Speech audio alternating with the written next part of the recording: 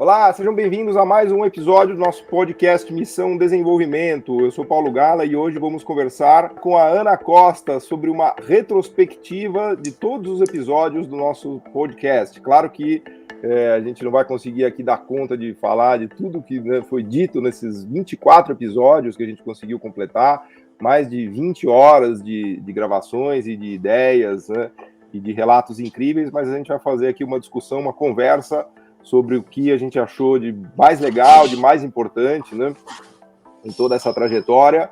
Mas antes de mais nada, eu queria dar a minha visão aqui como o âncora do podcast e como um outsider desse processo. Por incrível que pareça, né, quando eu fui convidado pelo Arthur, da Associação de Funcionários do BNDES, para fazer esse podcast, né, eu achei uma ideia fantástica, né, foi um prazer e honra para eu conduzir tudo isso, mas é importante dizer que eu nunca trabalhei no BNDES, eu nunca trabalhei em nenhuma instituição pública, nunca trabalhei no governo, eu sempre trabalhei a vida inteira na iniciativa privada e em instituições de pesquisa, né? Sou professor da GB há praticamente 20 anos, né? Então, foi uma oportunidade que me foi dada, que eu achei incrível para falar com pessoas que tocam, né, o processo de, vamos dizer assim, de gestão pública, né, de ativos, de atividades, de financiamento, de políticas, né, no seu dia a dia, né, que aliás fazem disso a missão das suas vidas, né. Eu sempre estudei muito esse tema, sou um pesquisador da área, né, do desenvolvimento econômico, do papel do Estado no desenvolvimento econômico, do papel do BNDES no desenvolvimento brasileiro, mas nunca fui um gestor público, né. Então, o podcast me pareceu uma oportunidade incrível, né, de conversar com essas pessoas todas e levar ao Brasil e mostrar ao Brasil o que é feito, né, o que tem sido feito nessas últimas décadas pelo setor público brasileiro, especialmente pelo BNDES, mas não só pelo BNDES, né, e sempre me pareceu que, já vou te dar a palavra, tá, Ana, que eu estou me empolgando aqui na retrospectiva, mas sempre me pareceu muito importante essa comunicação com a sociedade brasileira, né, e uma crítica que eu sempre fiz ao próprio, não só ao BNDES, mas também ao BNDES e aos outros órgãos de Estado do Brasil, é uma falta de capacidade de se comunicar com o público sobre o que é feito, né, sobre a importância do que é feito, né, na área da saúde, no SUS, agora em relação às vacinas, em relação aos avanços tecnológicos brasileiros, a tantas coisas que a gente conquistou nessas últimas 2 décadas ou 3 décadas, na história inteira brasileira. Aliás, não dá para entender o Brasil sem entender o papel do Estado, o papel do BNDES, né? Mas me causava uma profunda tristeza de ver essa dissonância entre o que o setor público brasileiro fez e conquistou ao longo de tantas décadas e a visão completamente equivocada que a sociedade brasileira, especialmente nos anos mais recentes, né, tem em relação ao papel do setor público, o que foi feito, né, especialmente em relação ao BNDES, né? Então, a ideia do podcast me pareceu fantástica para poder trazer à luz, né, muitos desses projetos, convidando as pessoas que participaram de tantos projetos no Brasil nessas últimas décadas, né, e eu acho que a gente conseguiu, nesses 24 episódios, mostrar muito disso, né, eu me surpreendi, né, eu sabia já, obviamente, da importância do setor público e do BNDES, de todas as nossas instituições de fomento para conquistar o que a gente conquistou, mas confesso aqui, Ana, que eu fiquei surpreso, assim, eu não imaginava que a importância era tão grande e que o sucesso tinha sido tão retumbante, né, apesar das pessoas, a grande maioria das pessoas no Brasil não terem a mais remota noção, né, do papel do BNDES, de saber que um remédio que ela compra hoje na farmácia se deve a uma ação pública, que o atendimento que ela tem no SUS se deve a uma ação pública, que a vacina que ela tomou se deve ao Butantan, se deve ao setor público, ou que o avião que ela voa da Embraer tem a mão do BNDES, que os 10% hoje do nosso parque, da nossa geração de energia vem de parques eólicos do Nordeste, que tem como principal responsável o BNDES, né, ou que a gente é capaz de produzir turbinas eólicas na empresa VEG a partir de programas também do BNDES. Enfim, tudo isso é pano para manga aqui para a gente conversar no programa de hoje, tentando fazer uma retrospectiva, né, de tudo que foi tratado, e para isso eu tenho aqui para me ajudar a Ana Costa, que vai nos falar um pouco disso com a visão do insider, né? Eu sou aqui um outsider, a Ana é uma insider, né? Porque ela a vida dela é uma missão, né, do setor público. Então até te passaria a palavra, Ana, pedindo para você falar um pouquinho de novo da sua trajetória, né, para quem não acompanhou o programa que você teve com a gente, e depois já mergulhar aí nos temas que você achou mais legal, enfim, que você quiser falar. Seja bem-vinda, Ana. Obrigada. Bom, ao contrário de você, Paulo, eu sempre estive praticamente na minha carreira profissional toda no BNDES. Eu me formei, terminei o mestrado e passei no concurso, e estou há 23 anos trabalhando. Desses 23 anos, eu fiquei 10 anos trabalhando na então área de desenvolvimento social, e o restante agora 13 anos na área de indústria. Então, e 15 anos como executiva nesse período, né, onde, exatamente como você falou, eu tive a chance, né, de poder enfrentar vários problemas relativos sociais e econômicos, né, de apoio à indústria e de apoio, por exemplo, ao cooperativismo, ao microcrédito, que hoje a gente vê resultados, né, mas eles são sempre de longo prazo. Eu acho que isso que é o mais difícil em transparecer no setor público. Quando você lembra a questão das vacinas, foi isso. São mais de uma década de apoio que as instituições públicas, incluindo o BNDES, vêm trabalhando para que a gente consiga ter esses resultados atuais, assim como durante a pandemia, todas as estruturas de instituições de ciência e tecnologia, né, que estiveram presentes, seja do Sistema S, seja das unidades Embrapi, estiveram prontas a ajudar as empresas para que se pudesse desenvolver e produzir aí equipamentos e vacinas tão relevantes para aquele momento mais pesado no início da pandemia.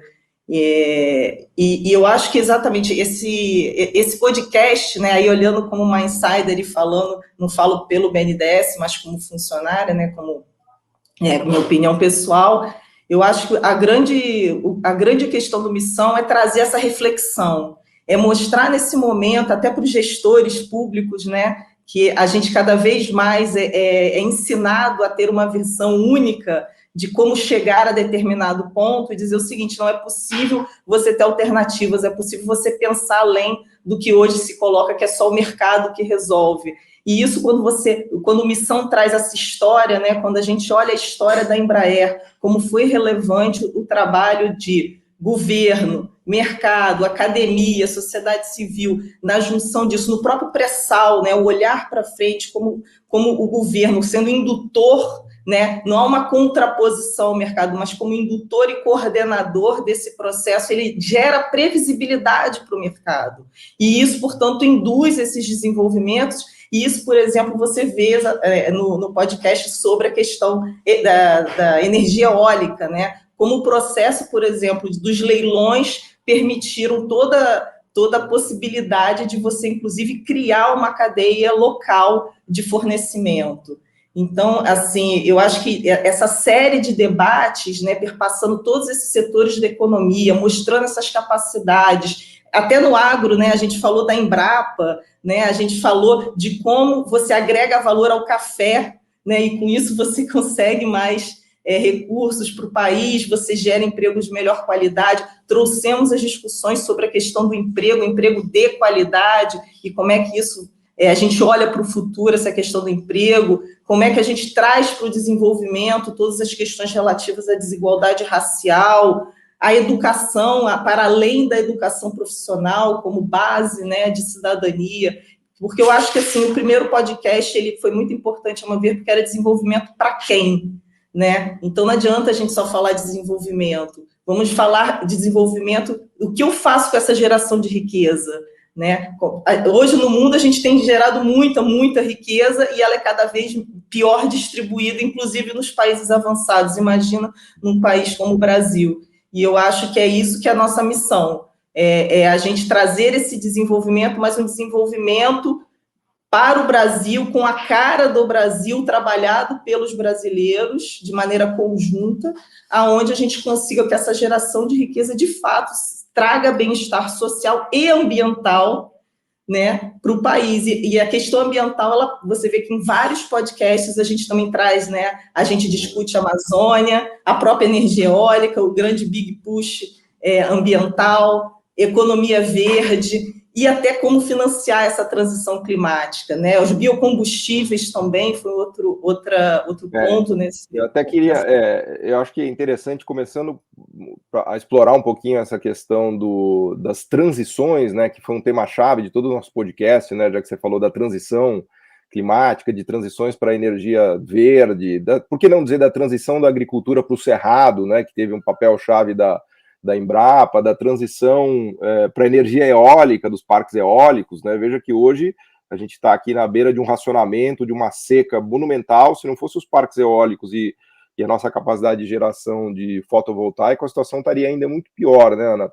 E sempre me vem à mente, quando a gente discute toda essa questão do papel do Estado, da política industrial, do BNDES, sempre me vem à mente uma discussão que eu tinha muito no mestrado, né? Eu fiz um mestrado na GV de corte bastante ortodoxo, meus professores todos eram neoclássicos, ortodoxos, né? E eu passei o mestrado inteiro ouvindo que o problema da política industrial e do planejamento era que o governo não é onisciente. Como o governo não é onisciente, ele não consegue enxergar melhor do que o mercado, portanto, sempre que ele põe a mão em alguma coisa, ele produz erros, né? Ele produz falhas de Estado, e a própria capacidade do Estado, vamos dizer assim, de corrigir as falhas de mercado é limitado. Foi assim que eu fui treinado, né? Por incrível que pareça.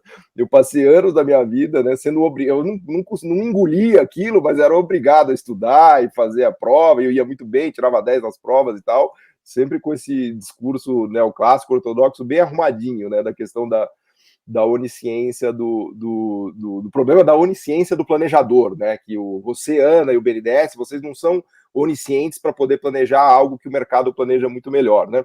Mas eu estou dizendo tudo isso para colocar, obviamente, o contraponto que a gente tem feito aqui no nosso Missão Desenvolvimento, no nosso podcast, que se vale de muitas novidades não tão novas, né? A gente usa o livro da Mariana Mazzucato, né, do Mission Economy, para nos inspirar um pouco em relação a essas ideias, mas que no fundo o que tem ali são ideias do Keynes, do Schumpeter, do Kalec, né, que se eu tivesse feito o mestrado na Unicamp, teria sido muito melhor, porque eu teria mergulhado nesses caras já na partida, eu não teria sido obrigado a ficar ouvindo aquelas ideias, vamos dizer assim, simplistas, né? Veja, nada contra o arcabouço neoclássico ortodoxo, eu acho ele até bonitinho, assim, só que ele é totalmente simplista e simplório, né? Eu acho que para minha filha, que está com 8, 9 anos, já eu consigo explicar para ela, ela vai entender e tal, mas depois a gente precisa dar os próximos passos, né? E o ponto que eu queria destacar aqui, sem querer fazer muita maledicência, mas o ponto que eu queria destacar é a questão do futuro, da incerteza do futuro, que é o tema-chave. Então, quando a gente fala de planejador, do governo como um planejador, ou do Estado como um planejador, a questão-chave é o que vai acontecer no futuro, porque repare que a gente estava falando sobre transições. Transições necessariamente envolvem o futuro, né? Então, quem diria que a gente ia ter 10% de energia eólica no Nordeste, né? Com parques eólicos? Quem diria que a gente seria capaz de produzir agro no Cerrado, né? Quem diria que a gente ia ser capaz de fazer aviões no Brasil com qualidade de fronteira tecnológica, né? Quem diria que a gente ia ser capaz de fazer no Brasil etanol e biocombustíveis na fronteira? O setor privado não diria, e esse é o ponto, o setor privado não diria e não disse. O setor privado ele ficou ali esperando alguém que tomasse esse risco, e esse eu acho que é o tema-chave aqui do nosso podcast, esperando alguém que tomasse esse risco para ver se dava certo, e depois que deu certo, aí ele vai. Evidente que o setor privado é fundamental, a Ana vê todo dia isso, as empresas brasileiras, muitas pujantes e avançando, né? Não dá para contar todas essas histórias que a gente está contando aqui sem o setor privado brasileiro também. Na indústria farmacêutica, a Embraer, a WEG, o agro brasileiro e tudo mais, mas eu só queria destacar esse ponto que não é uma questão de onisciência do Estado, ou onisciência da ANA, ou onisciência do BNDES, é uma questão de quem assume riscos que o setor privado não quer assumir. Né? Ele não quer assumir porque ele não sabe o que vai acontecer no futuro. Ele fala, pô, eu vou colocar dinheiro para botar ventilador para fazer energia eólica no Nordeste, tô maluco? Não vou, é muito risco, não vou fazer isso. Agora, depois que o BNDES colocou os 80% do risco de cada um daqueles parques e a coisa funcionou, aí o setor privado falou, opa, já vi que tem um bom negócio aí. Aí ele vai lá e coloca o dinheiro dele e a coisa anda. Depois que a Embrapa gastou bilhões de dinheiro público para desenvolver técnicas para a gente plantar no Cerrado, o setor privado olhou e falou, opa, aqui tem petróleo, né? Ou, pode falar do petróleo, né, Ana? Depois que a Petrobras assumiu o risco de colocar 250 milhões de dólares para furar um poço a 7 quilômetros abaixo da superfície do mar, que a Shell não quis furar, né? É importante dizer que a Shell não teve interesse em buscar o petróleo naquela profundidade, mas a Petrobras teve. Por quê? Porque ela estava olhando para o Brasil, né? Ela estava olhando para outras coisas maiores do que o lucro ali de curto prazo que a Shell olhava, né? Então, no final do dia, esse tema do risco, né? Eu já vou te devolver a palavra, porque eu queria ver como é que você reage a isso, né? Depois eu acho que a gente tem que explorar também muito das questões sociais, que estão completamente fora do escopo de mercado, né? O mercado é o leão come carne, ele quer ganhar dinheiro e tal, ele não quer melhorar a vida das pessoas, ele acaba melhorando a vida das pessoas como consequência, né? Como diria o Smith, não é da benevolência do padeiro e do açougueiro que a gente tem a carne e o pão, né? Mas sobre esse ponto do risco, Ana, que você se lembra, assim, que você achou mais legal e do que você vê no dia a dia, porque eu imagino que no dia a dia isso seja a questão que você esteja lidando todo dia, né, de estar disposta a assumir riscos com o dinheiro público que o setor privado não assume num primeiro momento, mas que depois aquilo se revela como uma fronteira muito interessante, né? Antes também dizer que eu também fui, vamos dizer, educada, né, como economista, eu acho que nessas mesmas bases. Seu Né, mestrado depois, foi aonde? Onde você fez depois mestrado? Na verdade, no mestrado, eu fiz economia na UERJ, depois eu fiz mestrado em planejamento urbano e regional no IPUR, na UFRJ, que tem na verdade, ali eu saio do economicismo, né? Eu falo com uma gama, né, grande de... Por isso que você virou uma economista fantástica. Mas eu acho interessante quando você coloca essa questão da premissa de que o Estado ele sempre aloca mal. Agora, a premissa de que o mercado sempre aloca bem, eu também queria saber de onde vem. Então, assim, elas estão na mesma base. Então, por isso que, assim, as pessoas esquecem, né? Na hora que você diz, o melhor alocador é o mercado, você tem uma premissa de que isso é verdade. Eu acho que já se provou, né? A pandemia, agora, vamos pegar uma coisa, em vez de nem pegamos a história... Pegando agora recente, a pandemia mostra, né, o buraco da falha de mercado, porque exatamente tem a ver com essa questão de risco. E na história, toda vez que entra em crise, todas as crises, o mercado vai lá e chama o Estado, vem cá.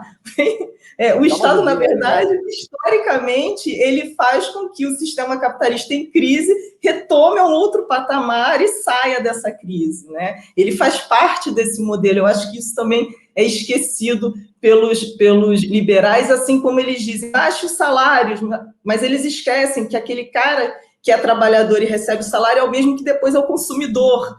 Então, e isso vai gerando esses problemas aí dos fluxos, né, de riqueza que a gente vê hoje, a própria desigualdade. Hoje, como eu falei, você tem uma enorme geração de recursos que passam pouco pelo sistema produtivo, cada vez mais, eles são diretos, né? O próprio sistema financeiro vai se retroalimentando e, em determinado momento, você tem uma crise como a de 2008, né? Assim, é uma pirâmide de cartas. E aí, quando você fala exatamente de riscos, e principalmente de transições, onde você exige capacidades inovadoras e mudanças estruturais, de fato, o Estado é quem acaba vindo com os recursos, que são esses recursos que deveriam ser retirados de impostos, né, que aí é toda essa discussão, por exemplo, que lá na discussão do plano Biden traz sobre a taxação de riqueza, que cada vez menos diminuindo, para que você aloque. E aí tem a discussão óbvia também, que é o que você falou, não vão ser também os tecnocratas que têm todas as soluções. E por isso, cada vez mais, pelo menos os processos que eu pude passar no BNDES de planejamento com o setor público, a gente sempre busca, né, trazer o setor privado, né? A gente teve, por exemplo, quando nós fizemos lá o trabalho junto com o governo, né, da política de desenvolvimento produtivo, da política Brasil Maior, ou seja, políticas, né, industriais que tentaram ser construídas ao longo dos anos, você sempre trazia também a contraparte privada e a sociedade civil para essas discussões, exatamente para buscar. Mas você precisa, de fato, ter um consenso, uma construção de visão de país. Quando eu estive na Alemanha para estudar a questão da indústria 4.0 e a High-Tech Strategy, era impressionante, você ia numa estrutura de governo e ia numa estrutura privada, o discurso era o mesmo, parece até os slides, o PPT era igual. O governo alemão está mergulhado de cabeça nisso, né? Ele está fazendo de tudo, ele está morrendo de medo da China ali, ele está com toda a força. Imagino que você tenha visto muito isso lá, né? Exatamente, assim, é o tempo todo, porque assim, aí voltando até a nossa discussão do 4.0, ela não é um bazar de tecnologias que começaram a pulular do nada, né? Na verdade, você teve um movimento que foi assim, para ser feito, planejado para, no caso da Alemanha, buscar retomar as suas estruturas produtivas locais para retomar a capacidade inovadora dela. Assim como os Estados Unidos criou também o Advanced Manufacturing Program, criando uma estrutura também para voltar a ter a liderança, né, inovadora que estavam perdendo para a China. E aí isso traz também essa necessidade da relevância de você ter a indústria dentro de casa, não só agora na pandemia, mas no passado também, porque se viu que estar longe das indústrias também tira a sua capacidade de liderança tecnológica. E isso tudo são construções, é o que você falou, assim, o risco, assim, o futuro, né, ela é uma construção social. E aí, por isso, assim, algumas pessoas vão tomar determinadas decisões, a gente espera que da maneira mais democrática possível, e a partir daí você cria os marcos, e é isso, eu acho que o banco, por exemplo, trazendo a questão da eólica, você tem o governo trazendo os leilões, porque dizendo o seguinte, olha, vai ter demanda, que é um problema que nós temos hoje, que é a falta de demanda agregada autônoma, né? E do outro lado, por quê? Porque aí quando o setor, né, privado olha que tem uma previsibilidade daquela demanda, faz sentido, aí ele faz a conta e faz sentido e vê a capacidade de repagamento dos investimentos que ele tem. Então, assim, eu entendo que, assim, por isso que a questão do risco ser público, e aí com um olhar, claro, no caso de crescimento aqui do país, e aí o que a gente traz no Missão de Desenvolvimento é dizer, indústria importa, inovação importa e tecnologias habilitadoras de fronteira também importa, e isso pode ser construído. A Embraer, a gente não tinha essas capacidades aqui, né? O pré-sal também foram capacidades construídas, investimento, assim, a gente não teve vergonha, né? Aquele complexo do vira-lata que sempre nos impede.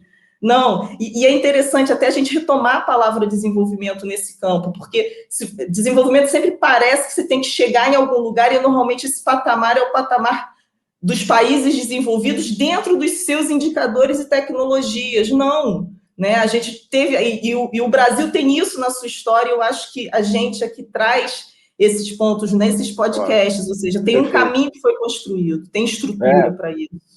Não, e acho fantástico você ter lembrado disso, Ana, porque até me trouxe aqui a memória um artigo do meu amigo André Roncalli, economista brilhante, né? E ele publicou recentemente um artigo cujo título é Por uma política industrial sem platonismo, né?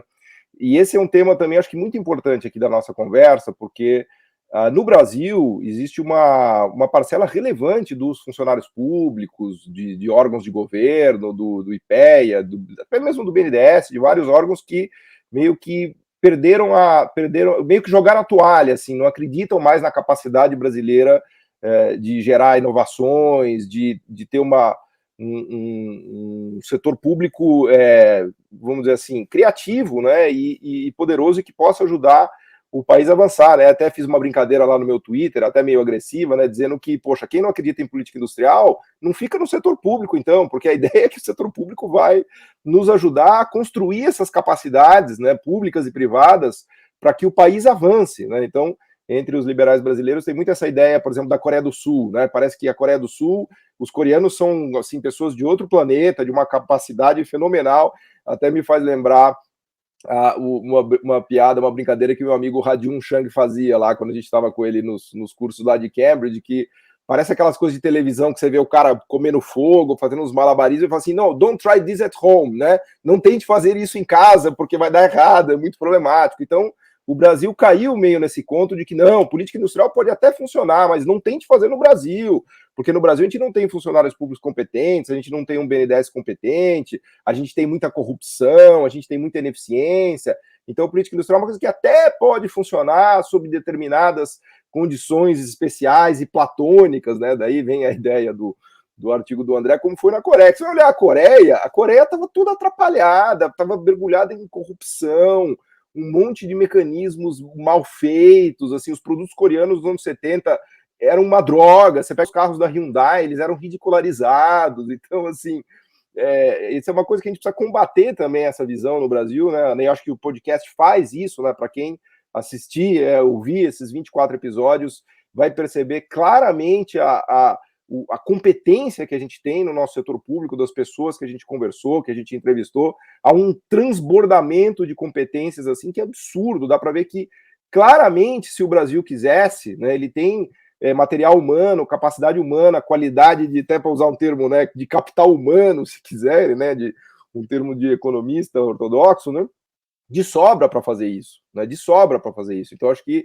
os nossos podcasts, eles cumpriram essa missão de mostrar para as pessoas, basta você ouvir o podcast, a gente não está, né, a gente está fazendo aqui uma retrospectiva, convidando a todos para assistir, né, para ouvir a qualidade das pessoas falando ali, vocês vão entender exatamente do que eu tô falando. Mas eu queria voltar a palavra para você, Ana, mas com foco agora para falar um pouquinho dessa importância de comunicação, assim, porque eu acho que, de novo, o podcast, enfim, acho que é um projeto super legal, que está indo super bem, fantástico, mas ele é uma gota d'água num oceano, né? A gente precisaria pensar em mais mecanismos, né, e maneiras do setor público, dos funcionários públicos, de todo mundo vir mais a público e falar sobre o que faz, se comunicar, porque o que aconteceu no Brasil nos últimos anos, a meu ver, foi um negócio catastrófico, assim, desde a ideia da caixa preta do BNDES, da ineficiência e dessa agenda de que a única coisa que o país pode fazer para se desenvolver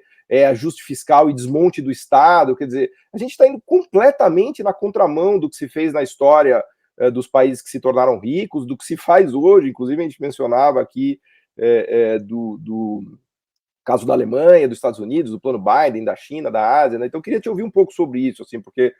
E eu entendo que também não é um negócio tão simples, né? Porque você, estando lá dentro de uma função pública, não é que você pode sair falando também, falar, fiz isso, dei empréstimo para tal empresa, não sei o quê, quer dizer, né, eu sei que também tem uma descrição aí que é importante, né, mas como é que a gente faz para avançar isso, Ana? Quais são as suas ideias sobre esse tema? Esse é um tema, assim, principalmente desde 2016, assim, eu tenho pensado muito, inclusive eu fiz um segundo mestrado, né, International Management, por conta do mestrado internacional que eu fiz, que é aquele do Mitzenberg, o IMPM, que é aquele Not MBAs, exatamente para ter um olhar diferente. Qual é o seu título? Nota no MBA. Não, mas aí eu fiz o mestrado, eu terminei, depois eu fiz a dissertação, e aí eu tenho mesmo um Master in Science, para dizer assim. Boa. E essa discussão, exatamente, eu tenho até a partir desse olhar como administradora, né, pública, porque, assim, além de economista, como executiva, você precisa desse ferramental, e cada vez era isso mesmo. Eu olhava todo o ferramental que é dado, eu acho que, assim, a questão da comunicação também é a forma como você é educado, como você falou, né? Então, a gente, tanto como gestor público e nas nossas profissões, principalmente economia e administração, nos coloca um caminho único de solução onde você tem que seguir determinados indicadores e processos e não tem outra forma de trabalhar para ser eficiente, né? E é isso que eu tento desconstruir. E eu acho que um dos caminhos é isso, é como é que a gente pode trazer, inclusive para as escolas de negócio, para a própria economia, trazer mais luz a essas questões ligadas a possibilidades que não são as únicas que vêm lá de fora, não é um copo-cola, a gente consegue e pode trabalhar, e já fizemos isso, né? Então, acho que esse é um ponto importante, porque, assim, a gente precisa lembrar, assim, desde a década de 70, né, 80, você tem uma desconstrução da função do Estado, né? Não só aqui, mas no mundo todo. E, principalmente, a partir de 2016, cada vez mais forte, né? Mas antes, assim, a gente já tinha isso de maneira muito clara, que o bom é o Estado mínimo, porque gasta menos, e aí você gastando menos, sobraria esse recurso que ficaria melhor alocado na sociedade. Mas o que a gente viu, e aí trazendo fatos históricos aqui mais uma vez, é que há um aumento da desigualdade tanto aqui como nos países desenvolvidos, né? Quando você pega lá textos da década de 90, por exemplo, da Saskia Sassen sobre Los Angeles, o que ela nos traz, que é quando você tem exatamente a diminuição cada vez maior do estado de bem-estar americano, que nem foi tão bom quanto na Europa, mas teve alguma coisa, um crescimento de uma classe média ali, que passa a sumir, porque está tudo sendo passado para a China, exatamente, o seu tecido industrial está indo para a China, você tem a quebra do Estado, e aí você vê nos textos dela ela falando daquela elite do colarinho branco surgindo, ao mesmo tempo que você tem a underclass, e aí você tem Los Angeles sentindo até hoje. Saskia Sassen é uma autora também, ela é ligada a essa questão do desenvolvimento urbano, né, planejamento urbano, então ela fala... Só para quem está ouvindo a gente, esse nome dela é difícil, fala de novo o nome. Saskia Sassen. Boa. Vale a pena dar uma lida, esse texto, quando ela fala da cidade de Los Angeles, até hoje ela escreve assim, e aí eu comecei a olhar naquele momento, assim, vários autores falando de problemas que para a gente eram muito comuns, né? Aqui desde a década de 70, uma América Latina, uma brasilianização dos Estados Unidos em termos de explosão de desigualdade, né? Isso está sendo dramático para eles, né? Exatamente, e isso vem exatamente com a desconstrução do que é o Estado e do papel do Estado, né, exatamente com essa movimentação indutora e de capacidade de redistribuição de renda. Então, eu acho que esse é o ponto. E aí não é só o BNDES, né? Você tem o BNDES e todas as estruturas, a gente viu aqui a questão do IBGE, no podcast do IBGE, né? E no problema da gente não ter essas informações, essa estrutura pronta, né, bem fortalecida. Então, assim, o Estado brasileiro, ele precisa, assim, retomar essa legitimação do papel do Estado frente à população. Claro que a gente não é ingênuo de achar que está tudo funcionando, que tudo deu certo. Acho que a gente traz também os problemas aqui quando a gente fala da desigualdade racial, né, persistente, como é difícil a luta sobre isso, ou a própria educação também, né, que a gente está tendo também uma série de modificações assim, como a gente voltar a construir a questão da cidadania, e eu acho que cada vez mais a gente está vivendo a crise, na verdade, da democracia liberal, né? Então, como a gente retoma essas nossas capacidades da população se ver realmente representada, né, pelas estruturas públicas. Então, assim, acho que o BNDES é parte disso. Claro que a gente precisa trazer mais à tona o que foi financiado, como foi financiado, e o papel relevante do financiamento, seja na infraestrutura, seja na indústria, mas mais do que isso, eu acho que a gente precisa voltar a legitimar, né, em outro patamar, em outras estruturas, e, obviamente, sempre melhorar a capacidade do Estado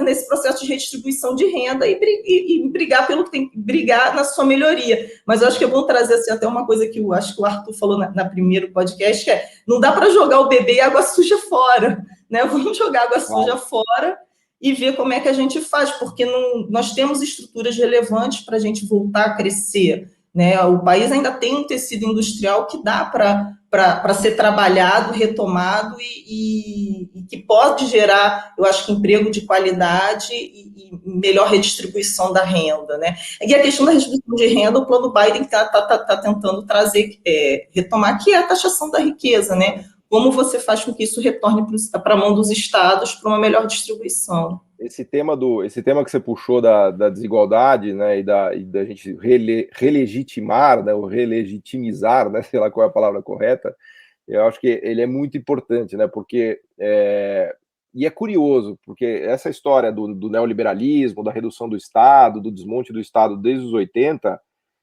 foi um tiro que saiu pela culatra totalmente do Ocidente, né, porque se olhar hoje os americanos, eles estão desesperados com o avanço da China e da Ásia, né, que foi justamente a região que seguiu fazendo políticas públicas, políticas de desenvolvimento, de financiamento público, né? Que é o que, inclusive, os americanos fizeram durante toda a sua história, no século XIX, no New Deal, né?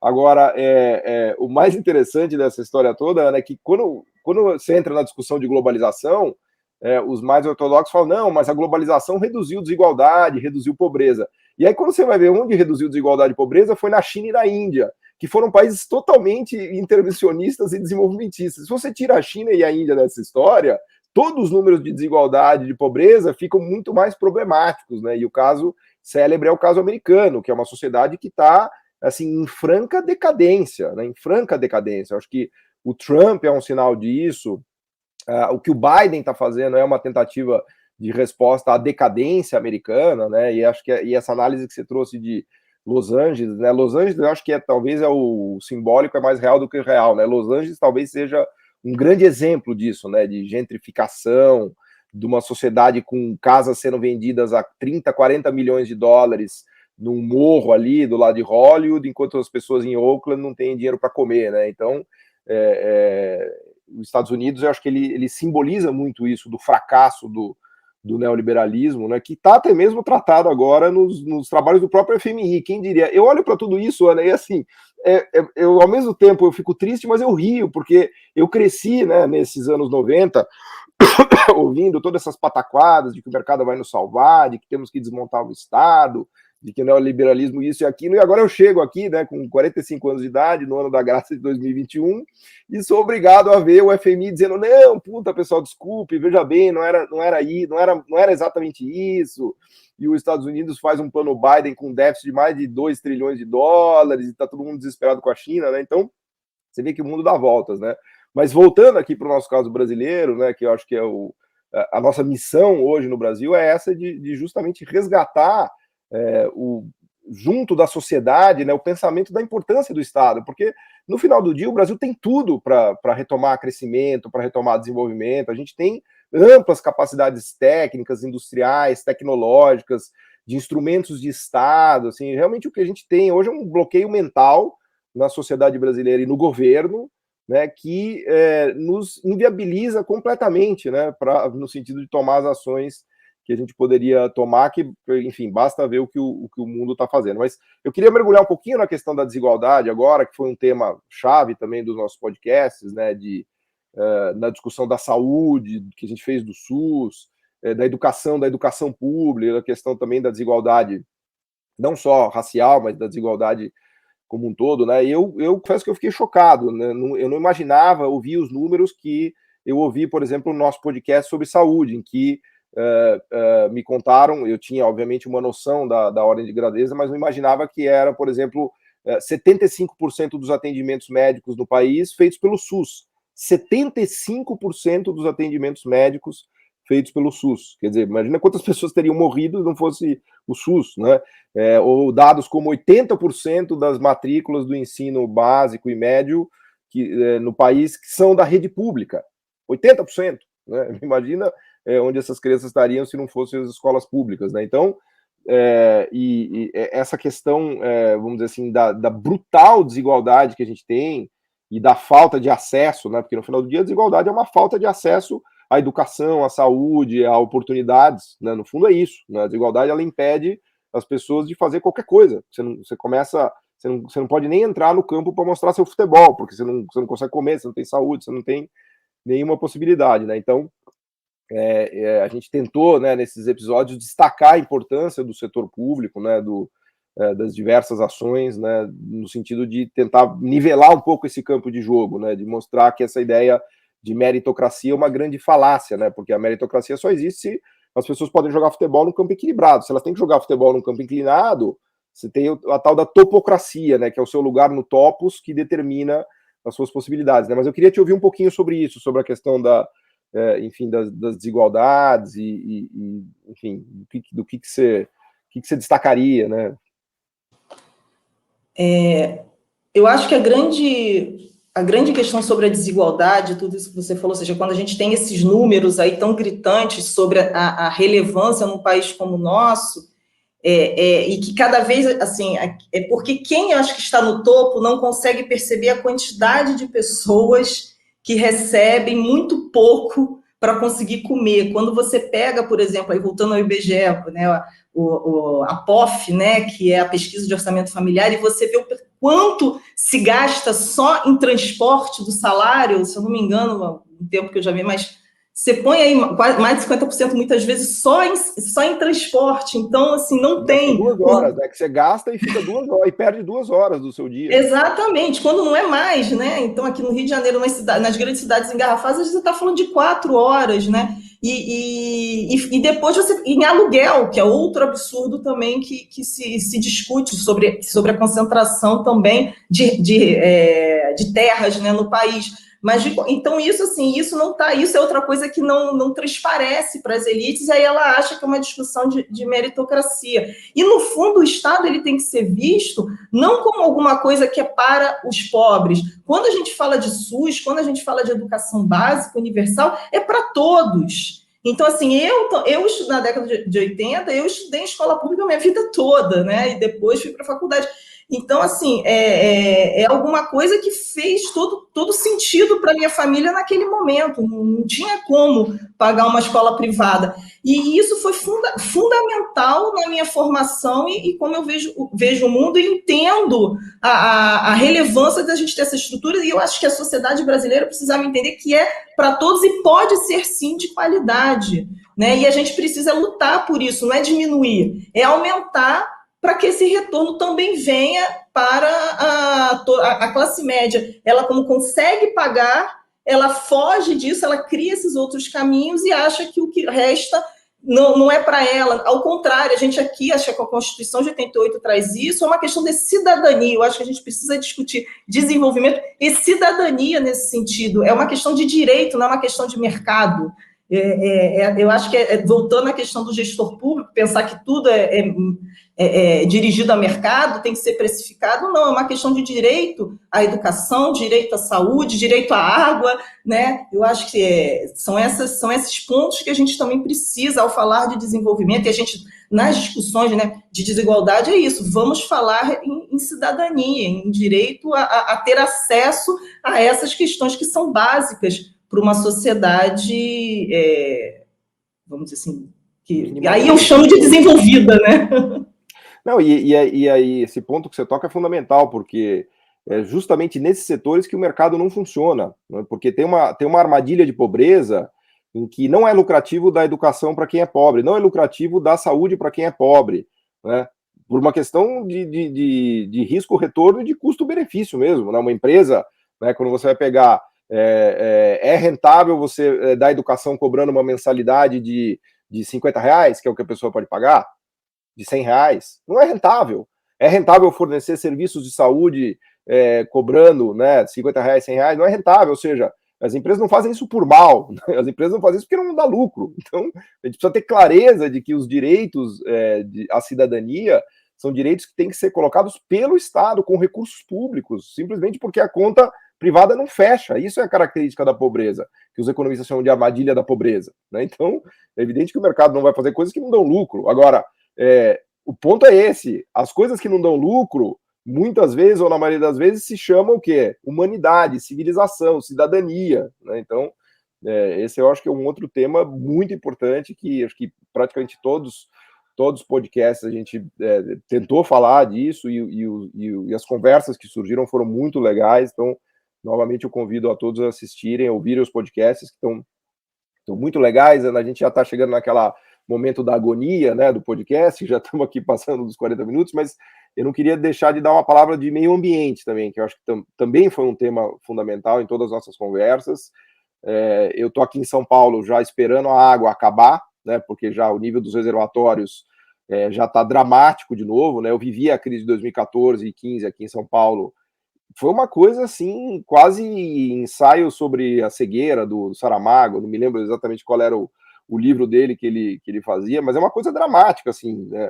O nível de reservatórios lá, por exemplo, do sistema Cantareira chegou a zero, assim, então não é algo abstrato, né? Então a gente realmente caminha, né? Esses dias eu vi uma reportagem que mostrava que o Brasil tinha perdido, acho que mais de 15% da superfície de águas, assim, né? Então a gente já está chegando num ponto em que a questão climática está realmente colocando riscos econômicos e humanos violentíssimos, né? O sistema de mercado, se deixado livre, leve e solto, ele está explorando, exaurindo o meio ambiente de uma maneira completamente insustentável. E com isso eu não quero dizer, né, e quero já voltar a palavra para você, não quero dizer que o mercado não possa contribuir numa economia verde, numa economia sustentável, como aliás tem contribuído muito, né? A gente deu exemplos aqui de parques eólicos, estava vendo agora, inclusive, do etanol, do hidrogênio à base de etanol, dos biocombustíveis, tem coisas fantásticas que têm sido desenvolvidas pelo mercado, com o auxílio, obviamente, do Estado, desenhando, né, esses limites, né, e dando estímulos, incentivos e colocando punições, mas eu queria te ouvir sobre isso, porque acho que a gente está num ponto meio dramático, assim, de como diz um amigo meu, você pode fazer as coisas por bem ou por mal, né? A gente estava tentando fazer por bem, mas já vamos ter que fazer por mal, porque não vai chover, vai detonar o agronegócio, vai faltar água para as pessoas beberem, né? Então o nível do mar vai subir, vai inundar cidades, quer dizer, a gente já está num ponto realmente realmente dramático, né? Queria te ouvir um pouquinho sobre isso para a gente chegar aqui para a conclusão do nosso papo retrospectiva. Eu acho que o grande desafio nesse processo, eu acho que sempre todos falam, a gente tem desde a Agenda 2030, com as metas, né, do milênio, isso já vem construído há quantos anos se discute a questão ambiental, e sempre vai se postergando, até que de repente chega um relatório e diz, olha, está aqui na porta em 10 anos, e a gente já está vivendo isso no nosso dia a dia. E aí, mais do que nunca, eu acho que isso fortalece exatamente nós termos estados fortes que possam planejar, articular e induzir essa mudança, porque a mudança é uma mudança no processo produtivo, né? Desde do próprio insumo que você usa, né? A forma que você usa esse insumo, até depois o pós-consumo, né? Ontem eu estava numa discussão sobre economia circular, que é uma das questões que está sendo colocada. Como é que você aumenta os ciclos de vida do produto? Como é que você usa as matérias-primas de uma maneira mais eficiente e reutiliza nessa volta? Então, assim, e essa mudança no processo produtivo, ela custa muito dinheiro. E, mais uma vez, a gente volta à questão do risco e da necessidade do papel do Estado de trazer essa questão de uma maneira forte, com capacidades e gestores públicos capacitados, para que, junto com o mercado, com a academia e com a sociedade civil, acho que isso é importante, né? A gente está sempre trazendo essa visão da democracia, da relevância da participação de todos, para que a gente consiga dar esse salto, porque sem isso, de fato, é muito preocupante. A própria questão da água não é só porque faltou chuva, faz parte também do papel de um Estado forte fazer essa gestão, né? Tá pensando isso de antemão, porque isso não surge da noite para o dia. Então, assim, ter um gestor público preocupado com isso, para que você consiga trabalhar até a questão das energias renováveis, né, e os biocombustíveis. Isso tudo exige muito, muito recurso. E quando a gente olha, por exemplo, toda mudança, né, vamos trazer o país desenvolvido, já que a gente é sempre jabuticaba, né, quando fala do Brasil, isso é jabuticaba. Aí, então, eu sempre trago de fora para mostrar, olha... Se falar tão mal da jabuticaba, pode ser uma virtude nossa também. Não é? Exatamente, é isso que eu advogo muito. Mas eu trago de fora, porque, né, santo de casa nunca faz milagre. Aí, você pega lá na Alemanha, o quanto de recursos foi colocados, por exemplo, para ir para a mobilidade elétrica. É um caminhão de dinheiro, inclusive financiando a compra do carro elétrico na ponta, porque qualquer mudança de padrão econômico que necessita de inovações sempre e de altos investimentos para que a gente consiga, de fato, mudar os processos produtivos hoje existentes. E acho que mais do que nunca, assim, a missão de desenvolvimento, as discussões nesses podcasts tem essa missão de trazer exatamente isso à tona, ou seja, a gente precisa desse trabalho do Estado, de um Estado forte, então a gente precisa sempre estar discutindo a questão dos impostos, das taxações, porque é disso que faz o Estado ter o recurso para que ele retorne de uma maneira mais equânime na sociedade. Não adianta a gente esperar que isso vai ser melhor dividido a partir dos family offices fazendo a ESG, entendeu? Isso não vai ser resolvido. É relevante?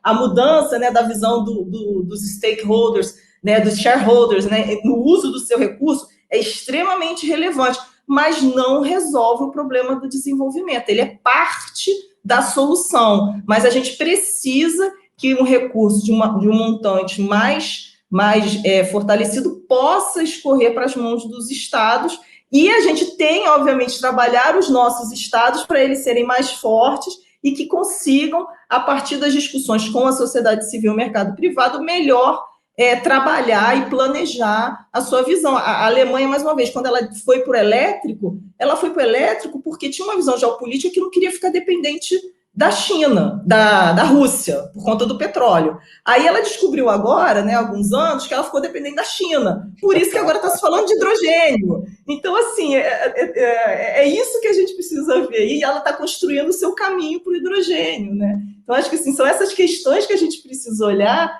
e ver, mais uma vez, que eles estão construindo o futuro deles e a gente pode construir o nosso. Exatamente. E agora você me fez lembrar também a questão dos os painéis fotovoltaicos que tiveram na Alemanha um grande propulsor também. O Estado alemão, ele foi um player muito relevante da história dos painéis fotovoltaicos, que, aliás, ilustra um pouco toda essa discussão nossa aqui, porque lá atrás, quando se descobriu a possibilidade de fazer energia elétrica a partir do sol, com os painéis fotovoltaicos, não havia mercado nenhum nos anos 60, nos anos 70. Quem começou a ajudar esse mercado foi a NASA, que comprava os painéis feitos nos Estados Unidos para colocar nos satélites, porque obviamente que no satélite, né, era um jeito super interessante de gerar energia para os satélites a um custo absurdo.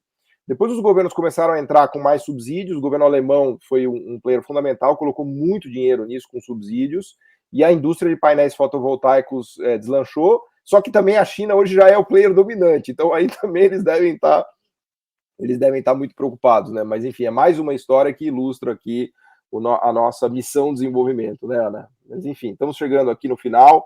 Eu já vou passar aqui para você dar algumas palavras finais, mas eu queria só fazer o registro aqui, te agradecer, né, dizer para todos que a gente tem um grupo de editoria aqui que fica debatendo os programas e pensando nos temas e pensando nas pessoas, e é daqueles grupos de WhatsApp que, se você perder meia hora, uma hora, você não pega nunca mais de tamanha efervescência do grupo e da quantidade de ideias, né? Então, e a Ana é uma pessoa super ativa, super importante lá, então foi muito legal que ela veio aqui conversar com a gente, ajudar a fazer essa retrospectiva, né?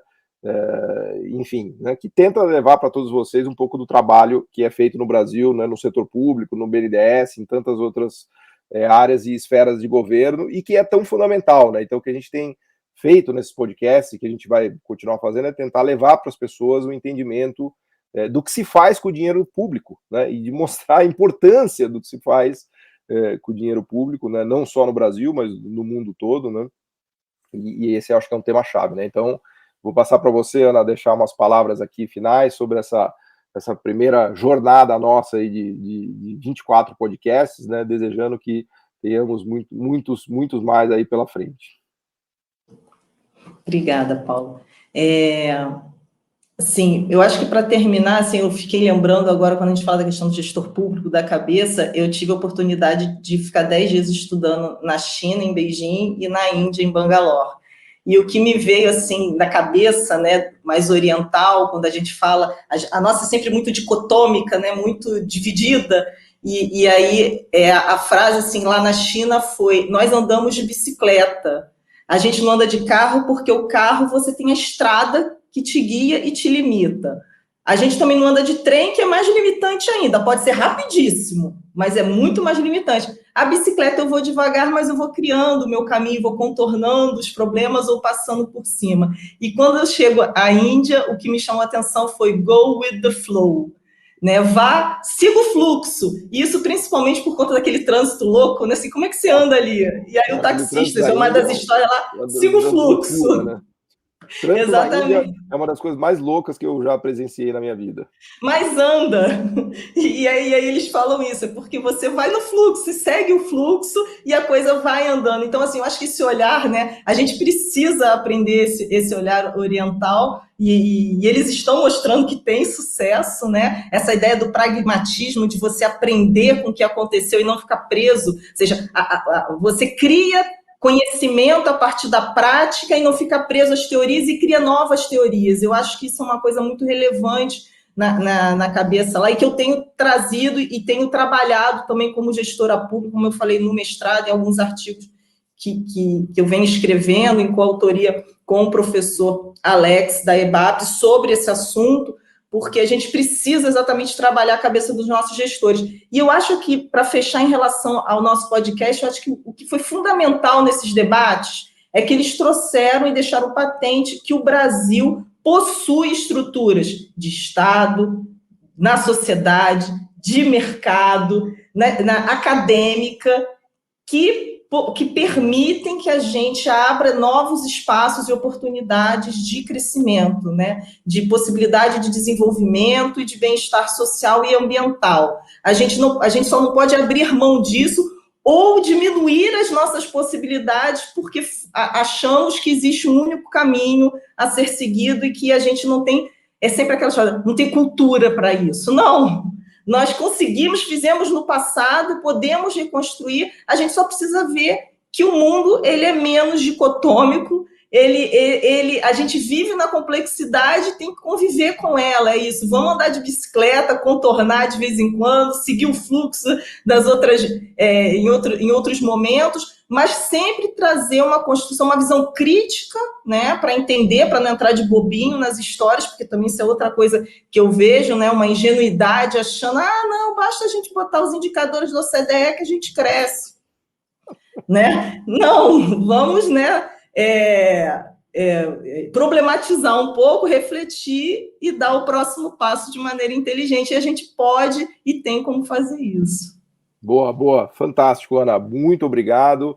Eu volto a reforçar aqui o convite para que vocês assistam os nossos podcasts, os episódios todos que a gente gravou. Também frisar que o título do podcast, que é Missão Desenvolvimento, faz menção ao trabalho da Mariana Mazzucato, não porque ela tenha dito algo de novo, que não tenha sido dito no passado já, mas é porque ela teve realmente uma sacada de marketing fantástico, né? Essa ideia do Estado empreendedor, eu acho que é uma grande sacada, porque ela mistura ali a questão schumpeteriana, da inovação do empreendedor, com a questão do Estado, da importância do Estado, né? Se a gente pensar no pensamento keynesiano, kalekiano, né? Tudo que a gente tem falado aqui.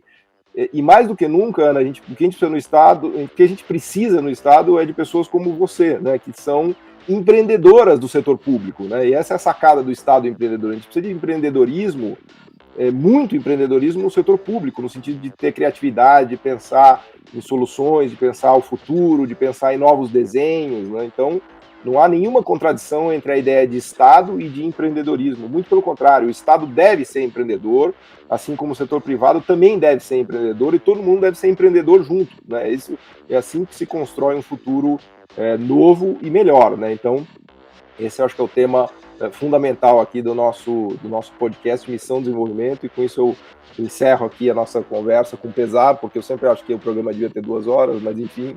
Né, e fica o convite para vocês assistirem tudo que a gente já fez e também o convite para assistirem os podcasts futuros. Muito obrigado, Ana, muito obrigado a todos que nos seguiram também, e até a próxima. Obrigado.